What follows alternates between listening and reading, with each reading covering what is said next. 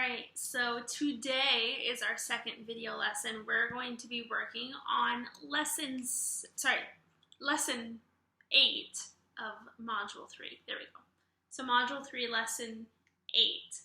And today we get to do some really fun math, but it is going to be a little bit tricky, which I'm excited for because tricky math is actually a lot more fun, I think. Looking through all the problems that we're doing, I was having a lot of fun trying to solve them. So I hope you do too. Lost my eraser. There we go. All right. So first things first, you're going to pause the video. Those sirens are going to go by. Good. So you're going to pause the video and do the opening exercise. Okay. So after you've done the opening exercise, I hope you have found your answers. And we're going to move straight on to example number 1. So example 1, Julia, Keller, and Israel are volunteer firefighters. On Saturday, the volunteer fire department held its annual coin drop fundraiser at a streetlight. After 1 hour, Keller had collected $42.50 more than Julia, and Israel had collected $15 less than Keller. So, the three firefighters collected $125.95 total. How much did each person collect?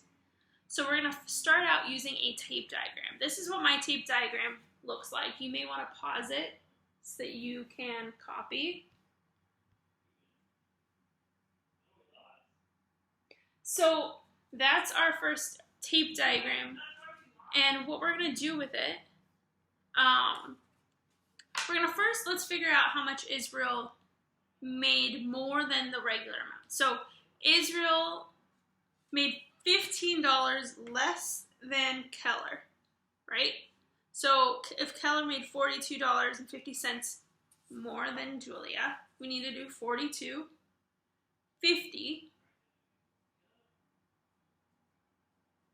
minus 15.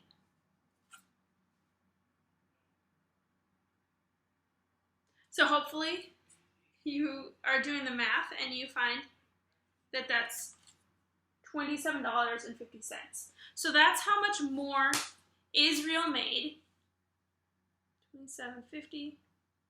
That's how much more Israel made than Keller. So now I can take my stuff, I can try to figure it out. So I know that 3 units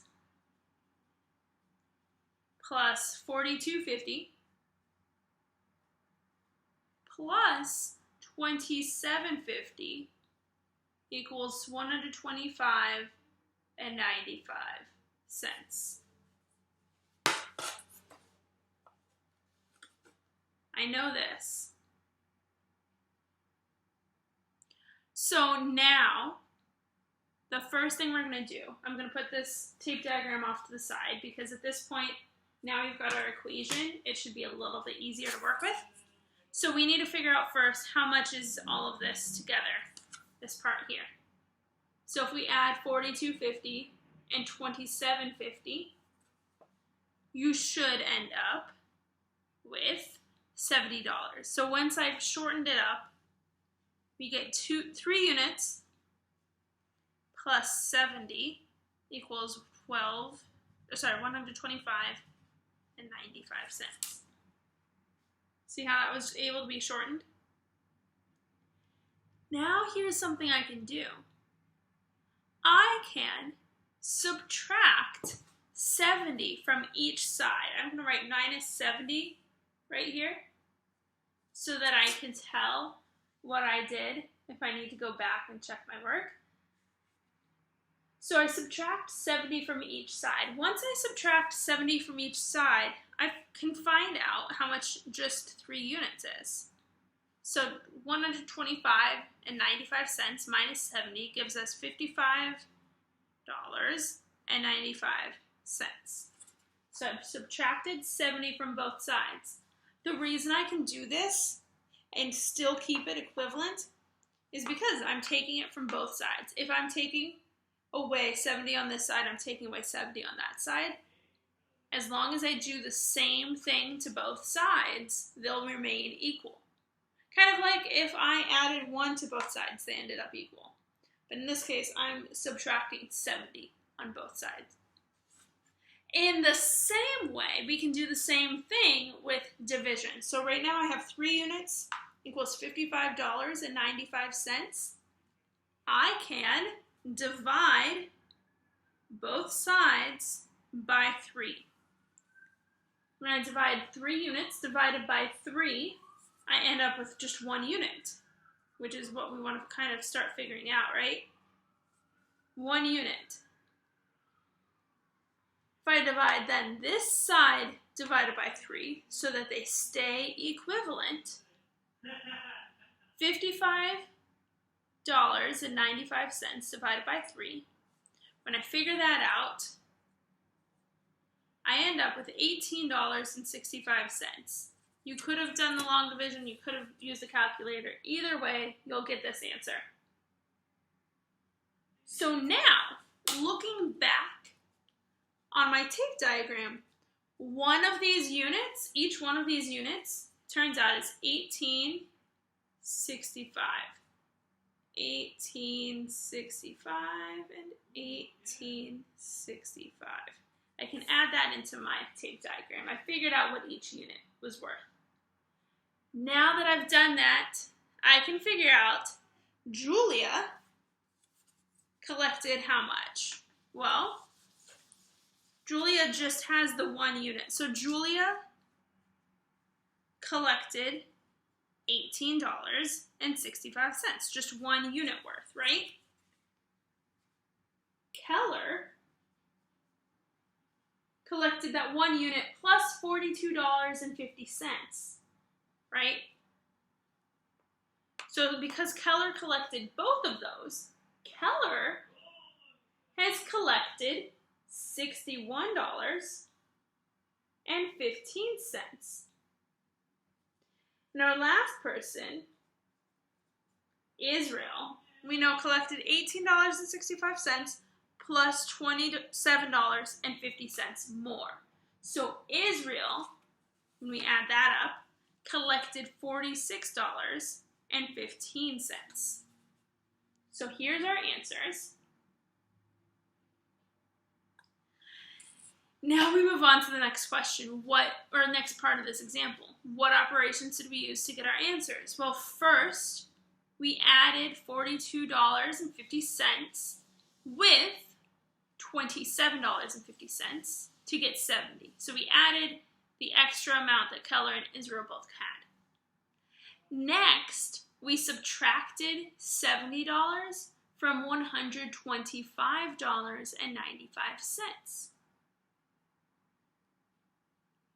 Finally, we divided 55.95 by 3 to get 18.65.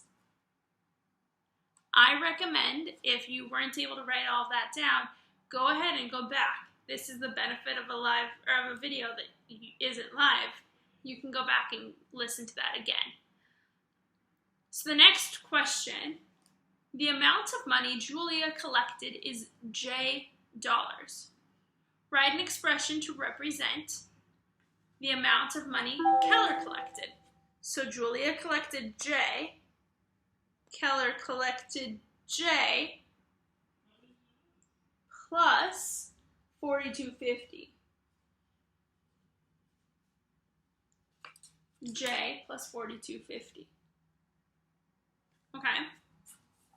Using the expression for Julia and Keller, write an expression to represent how much money Israel collected. Well, Israel collected $15 less than Keller. So we take Keller's expression and we subtract 15. But wait, we figured out this part right here was actually $27.50. So really, we could write J plus $27.50. and that will still get us Israel's amount. All right, the next part. Using the expressions written above, write an equation in terms of J that can be used to find the amount each person collected. So, to find the total amount, or we know the total amount. So we know J for Julia. That's all Julia's expression is just J. We know Keller's was J plus 4250. And we know Israel's was J plus 27.50. I've run out of room. I'm going to rewrite that a little bit smaller just so that you can see the whole thing. So J plus 4250 plus J plus 2750. There's a reason I don't usually teach online. All right, and then that equals the total amount was $125.95. Yikes, that's a long expression, a long equation. So taking those expressions to make an equation. Yup. You may need to pause that so you can write the whole thing. So now, while we're doing this, we're going to solve that equation to determine the amount of money each person collected. And then we're going to describe any if-then moves that we use. So, we start out with this equation. I'm going to shorten it. I'm going to say, okay, any order, any grouping. We know we can use any order and any grouping, and it's going to still be equal. So I'm going to say, well, how many J's did I have? I have 1, 2, 3 J's. Just going to write that. 3 J's. And then this extra part, the 4250 and the 2750, that's 70 total, right? So 3 J's plus 70 gives us 125.95. Automatically able to shorten it a bit. Great, so then here's our if-then move. We're going to subtract 70 from both sides. That's going to end up making 0 on this side. We want to make a 0. So we're going to rewrite this as 3J plus 70 minus 70 equals 125.95 minus 70. Like that.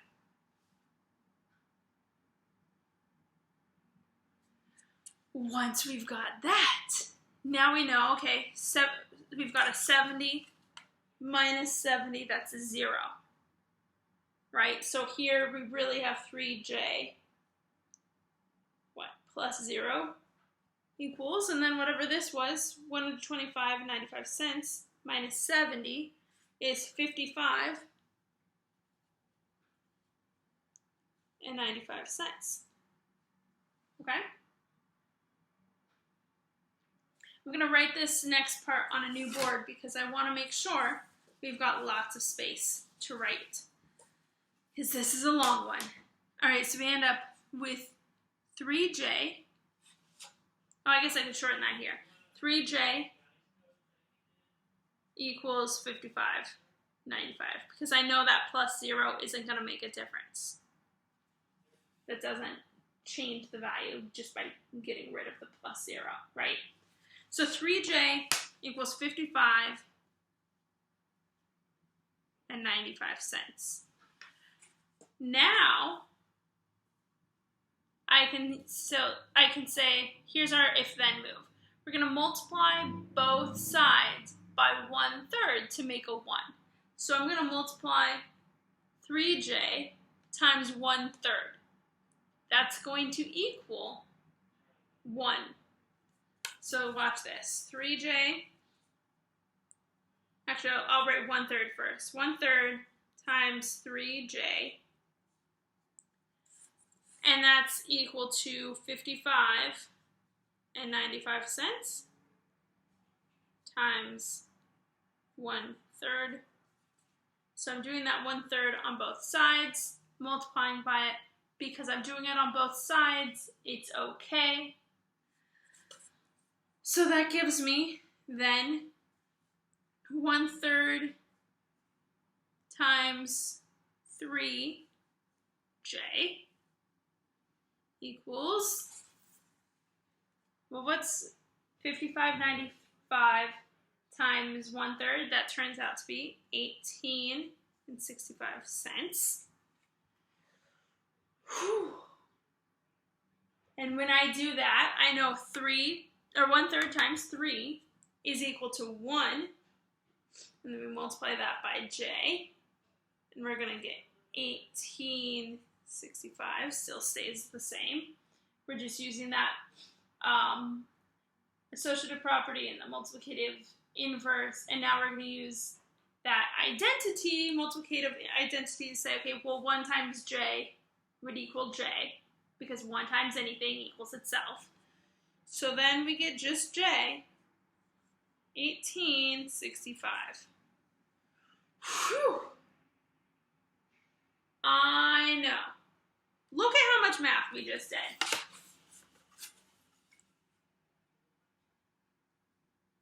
Do you see this? That's a lot of math. In fact, if you want to pause it so you can write all of that, go for it. Hoping that all fits on the screen. So we did a whole bunch of math just now. I know. You may want to pause this right now. Go take a second. Go get a drink of water or do something to help you kind of refresh mentally, because we are moving on to example number 2. Yup, today is a lot of math. But you love math, so it's okay. And I love that you love math, because I love math too. All right, example number 2. You are designing a rectangular pet pen for your new baby puppy. You have 30 feet of fence barrier. You decide that you would like the length to be 6 1/3 feet longer than the width. So we're going to draw and label a diagram to represent the pet pen, and then write an expression to represent the width and length of the pet pen. I love this problem because this is actually a similar type of problem that people try to solve on a regular basis. So these are real life things.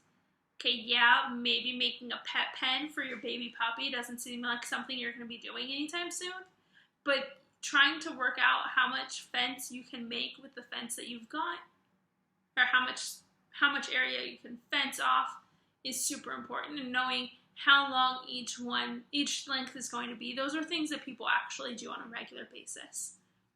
It's not even just a matter of, oh, if you go into this job. No.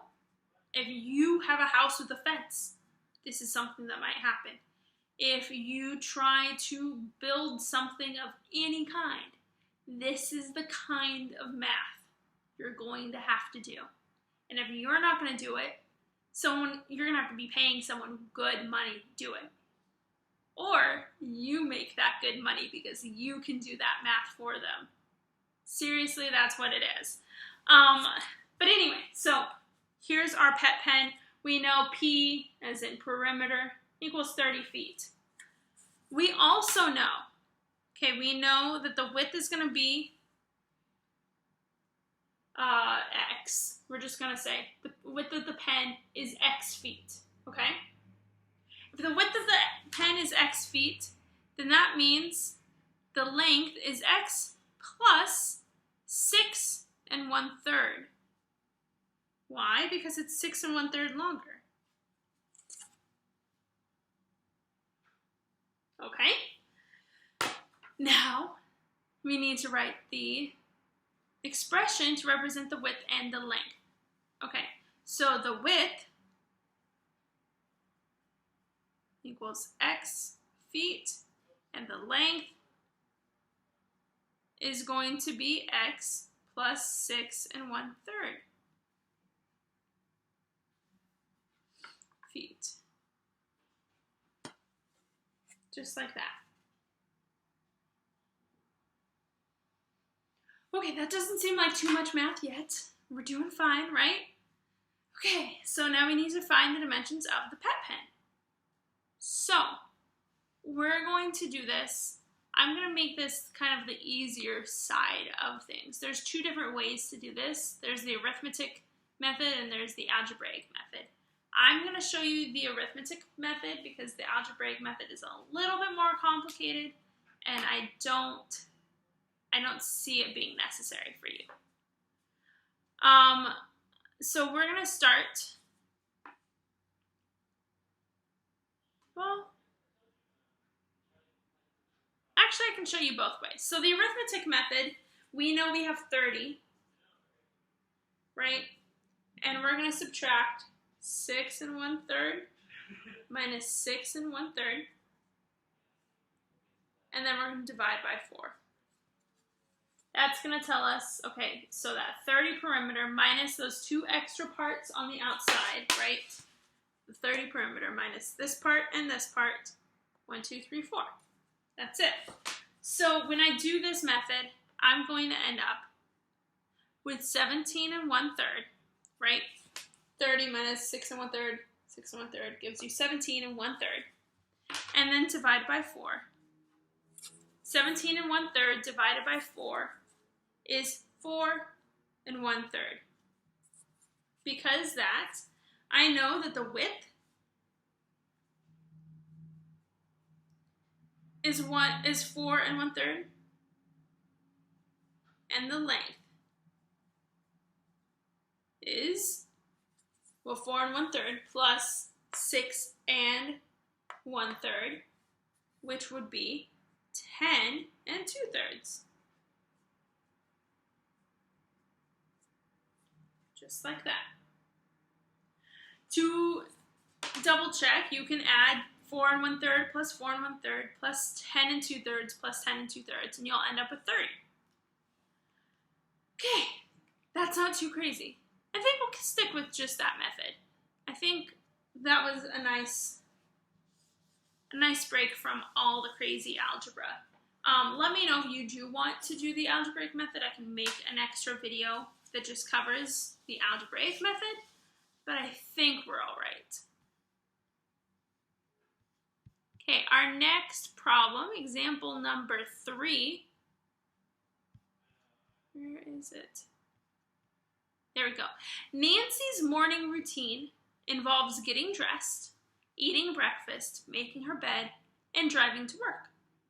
Nancy spends 1/3 of the total time in the morning getting dressed, 10 minutes eating breakfast, 5 minutes making her bed, and the remaining time driving to work.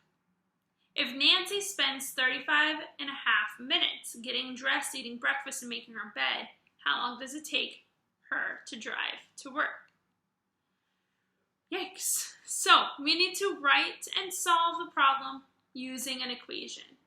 We're going to recognize those if-then moves as we go along in solving the equation. So the total time of the routine is X minutes. So total time is X minutes. That's an important thing to keep track of. Total time is X minutes. So we know 1/3 of that time is being spent doing getting dressed. So we've got 1/3 of the time getting dressed. We know 10 minutes of that is eating breakfast. We know 5 minutes is making her bed. And we know that that equals a total of 35 1/2. All right, so we need to figure out what that X is. That's our goal, okay? Once we figure out the X, everything else is going to be so much easier. So first things first, we're going to say 1/3 x plus 15 equals 35 and a half. I got that 15 just by adding the 10 and the 5. Okay, so that's a little bit shorter, but we can't really shorten it too much more. So instead, we're going to try subtracting 15 from both sides. When I do that, we end up with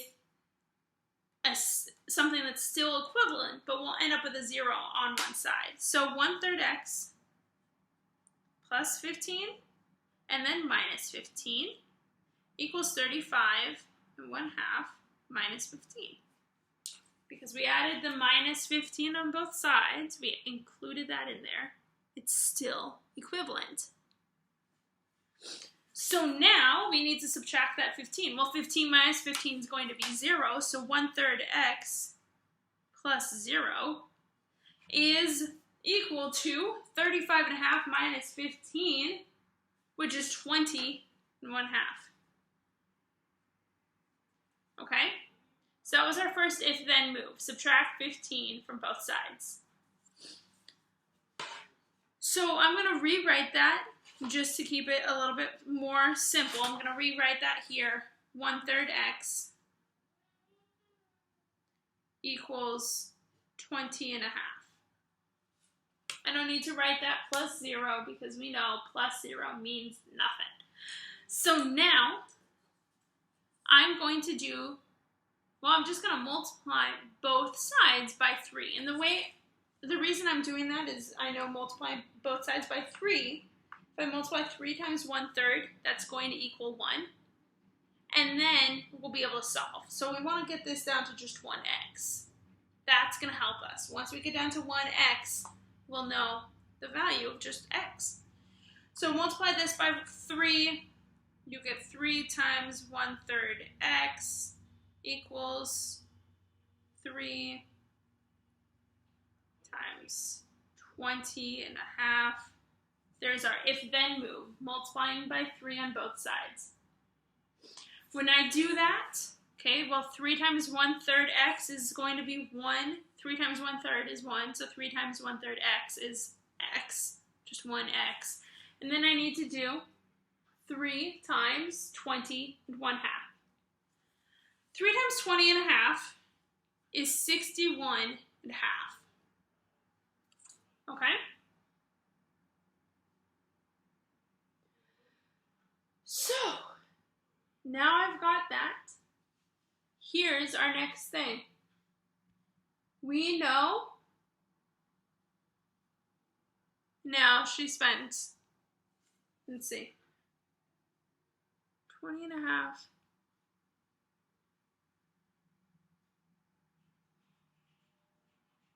Huh.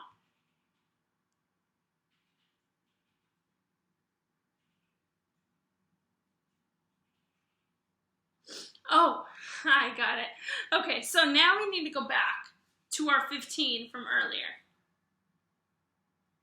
We need to subtract 15 from both sides again. That's our if-then move, right? So at this point, we've got 61 and a half minus 31 and a half, or 35 and a half from earlier, right? That's where the 35 and a half came from. Because we know her total time was 61 and a half. There we go. So this is our total time. Total routine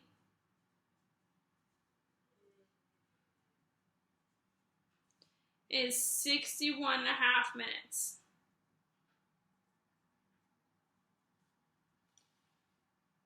We know that 35 and a half minutes of that was spent doing everything but driving. Doing all of the rest of her morning routine. The waking up and getting dressed. The eating breakfast and the making her bed.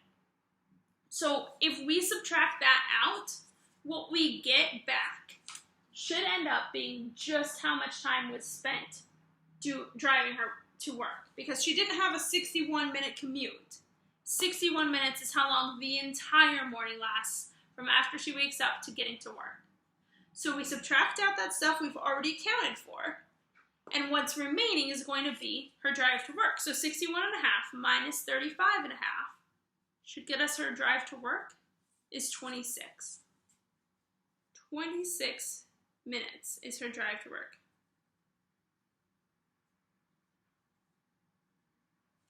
"26 minutes is how long it takes Nancy to drive to work." Is our answer reasonable? Yes. Because some of the morning activities take 35 and a half minutes. So that amount of time for everything, the amount of time for everything had to be more than that. The amount of time was 61 and a half, and it has to be the more amount. But we know driving is going to take up that section that's remaining. So to find the time for driving to work, which was just a specific activity, we had to subtract everything else from the total time. I don't know about you, but I feel like this would be a great time for someone learning to take a break because that was a really long problem. I promise we have only one problem left as an example, and then you're going to move on from there to the problem set. So it's mostly examples today. Sorry, it's a lot of me talking, but I'm hoping this is starting to make some sense. Please, if right now you're having any questions, make sure you write them down. Make sure you email them. Ask me in whatever way you can. Example number 4. The total number of participants who went on the 7th grade field trip to the Natural Science Museum consisted of all the 7th grade students and 7 adult chaperones. 2/3 of the total participants rode a large bus and the rest rode a smaller bus. If 54 students rode the large bus, how many students went on the field trip? Well, clearly these students did not go to St. Peter Academy, but this would be a reasonable thing for your school next year to have this many people going on a field trip. All right, so we know right now, here's our tape diagram. S is going to be the number of students, okay? And we know 7 right here, the part that's not included with the students. 7 of them are adults. The remaining portion is 54, right? Or we know this portion, this 2/3 of the total is 54. 54 are on the larger bus. So we need to figure out how many altogether there are. 1/3 is on the smaller bus, right?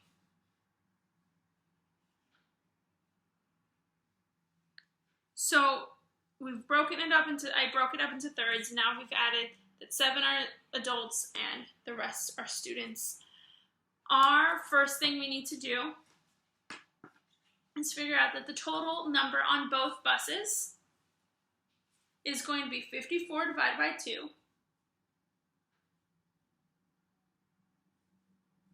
times 3. The reason for that is we know 54 here and here, that's 2 units. So we're going to figure out what 1 unit is and then figure out what all 3 units combined would be. So 52 divided by 4 is, and then multiply by 3. Well, 54 divided by 2, let's see, that would be 50 is 25, and then should get 27, right? 54 divided by 2 is 27. And that means 1 unit on here. This right here is just 27 students, or people in general, could include the adults. 27, 27, 27. So now we need to know, okay, well there's 3 units. So if 3 units are 27 each, 3 times 27 is 81. So the total number of students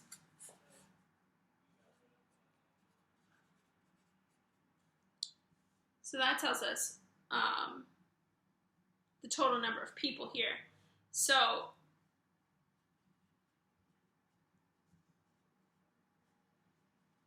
'81 is how many total people there are. The total number of students is going to be 81 minus the 7 chaperones. That tells me, well, 81 minus 7 is 74. So 74 students went on the field trip. Okay? So that was finally your final example. So now all you've got left is your problem set. I know this was a really long lesson. I'm sorry, but I'm also not sorry because look at how much awesome math we got done. Please let me know if any of this doesn't make sense, if you need help, if you need some questions answered. I know this is a kind of unique situation where a hard concept is being presented to you and I'm not right next to you to help. So if you need my help, please let me know because I love this kind of math and I would love to help you as in whatever way I can. I just don't know where you need help because you're not with me. Okay? So please email me and ask for help. Please, if you need to have your mom text me and ask for help, if we need to set up a Zoom call to work through a problem, let me know because that's my job, is to help you. So please let me know how I can, okay? Okay, thank you for sitting tight and watching this almost 40-minute lesson. I know it was long, and I really appreciate it. Have a great day, Rocco.